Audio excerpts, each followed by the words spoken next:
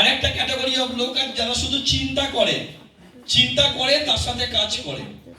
Average যদি দেখা যায় অ্যাপ্রক্সিমেট 98% লোক এই ক্যাটাগরিতে বিলংস করে, যারা চিন্তা করে আর কাজ করে। আর 2% লোক আছে যারা কিন্তু ওয়ার্ক করে। এই 2% লোকই কিন্তু দুনিয়ার বুকে লিড করে। কথাটা বোঝা যাচ্ছে? তাহলে 18 বছর ধরে ভাবার জন্য অনেক কিছু আপনার কাছে ছিল, করার মতো অপশন অনেক কিছু ছিল, সেই জায়গাগুলো আপনি হারিয়ে চলে এসেছেন। সেম অ্যাটিটিউড যদি আপনি এখানে এসে দেখান তাহলে কিন্তু এখান থেকে ডেভেলপ করতে পারবেন না। কথাটা বোঝা যাচ্ছে? কারণ যে কথাটা নিয়ে বললাম, যেটা স্বামীজি বলছেন যে a man is not a poor without a rupee. টাকার কারণে মানুষ গরিব হয় না, but a man is really poor without a dream and ambition.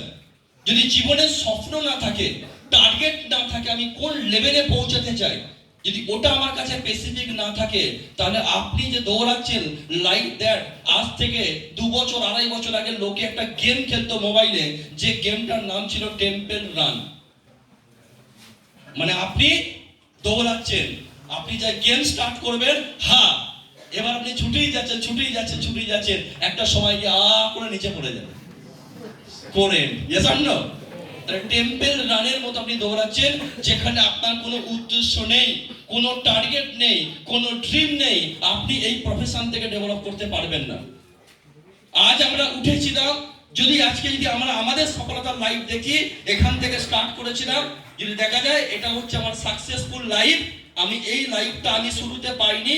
এখানে গিয়ে আমি এই জায়গায় যখন স্টার্ট করেছিলাম, তখন আমার কাছে না ছিল অডি, না ছিল আমার কাছে 80 লক্ষ টাকার ব্র্যান্ডেড কার অডি, না ছিল আজকে আমার কাছে কয়েক লাখ টাকা অ্যামাউন্টে দুটো ফ্ল্যাট, না ছিল আমার কাছে 101টা বিদেশ ট্রিপ, না ছিল ভারতবর্ষের বুকে আইডেন্টিফিকেশন, না ছিল কলকাতা ব্রাঞ্চে চিন্তনত ভারতবর্ষ দূরখাবার।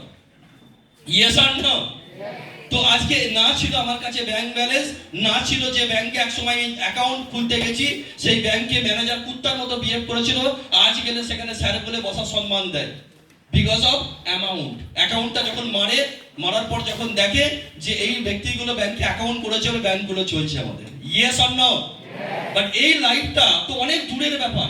বাট শুরুয়াত যখন লাইফ স্টার্ট করেছিলাম, তখন একটা ভাঙা সাইকেল নিয়ে লড়াই করেছিলাম। পরিবার থেকে যদি অ্যাচিভমেন্ট বলি, মাধ্যমিক থেকে পাস করে বেরোনোর পর একটা ভালো রেজাল্ট করে মাধ্যমিকে পাস করে বেরিয়েছিলাম। বেরোনোর পর সেখান থেকে একটা সাইকেল দেয়, সেকেন্ড হ্যান্ড সাইকেল বাবা মা কিনে দিয়েছিল। তখন